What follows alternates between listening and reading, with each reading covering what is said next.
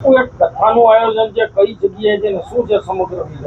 ભગવાન દ્વારકાધીશની નગરી દ્વારકાની અંદર જે ગૌ માતાઓ દુઃખી હતી, આવારા ફરતી હતી, એવી ગૌ માતાઓની સેવા માટે કરીને અમે લોકો 2 વર્ષ પહેલાં એક ગૌ હોસ્પિટલની સ્થાપના કરેલી છે.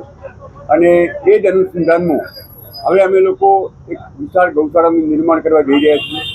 અમારી 138 વર્ષ જૂની જે હયાત ગૌશાળા છે એનું અમે 2 કરોડના ખર્ચે નવનિર્માણ કરી રહ્યા છીએ.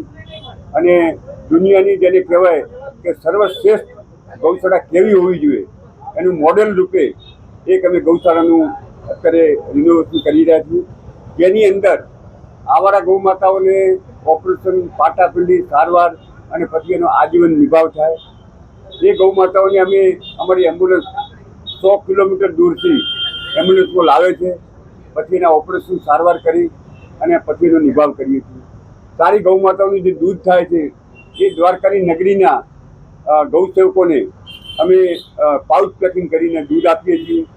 ત્યારબાદ હર ચીજની અંદર અમારું ઓપરેશન થિયેટર છે, એવી એસી છે, આઈસીયુ છે, એવી એસી છે, અને ડૉક્ટર 24 કલાક તો હાજર હોય છે. ગઈ રાતની વાત કરું તો રાત્રે 1:30 વાગે અમારા કાર્યકર ટ્રસ્ટી મિત્ર રામજીભાઈને ફોન આવ્યો તો 1:30 વાગે અમે બીમાર ગાયને લાવી અને એની સારવાર કરી છે.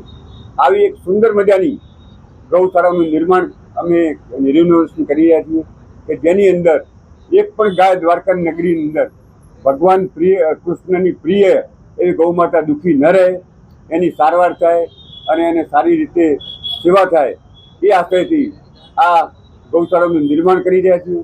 જેની અંદર 2 કરોડના ખર્ચને પહોંચી વળવા માટે એક ભાગવત કથાનું અમે આયોજન કરેલ છે, જેમાં કંકેશ્વરી દેવીના શ્રીમુખે ભાગવત કથાનું રસપાન કરાવશે.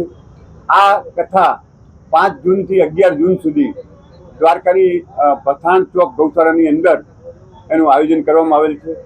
અને એ અનુસંધાને અમે આજે આપની આ પત્રકારોને વિનંતી કરીએ છીએ કે બોડા પ્રમાણની અંદર આ સમાચારનો ફેલાવો કરો, જેથી ભગવાન દ્વારકાધીશના પ્રિય ભક્તો આ કથાનો લાભ લઈ શકે અને ફૂલની તો ફૂલની પાંખડી જે ભગવાને જોડી હોય તે ગૌ માતાની સેવામાં અર્પણ કરી અને અમારા આ વિરાટ ખર્ચને પહોંચી વળવા માટે અમને આર્થિક યોગદાન આપી શકે, અનુદાન આપી શકે, બસ એ હેતુથી અમે આનું નિર્માણ કર્યું છે. જય ગૌ માતા, જય ગૌ.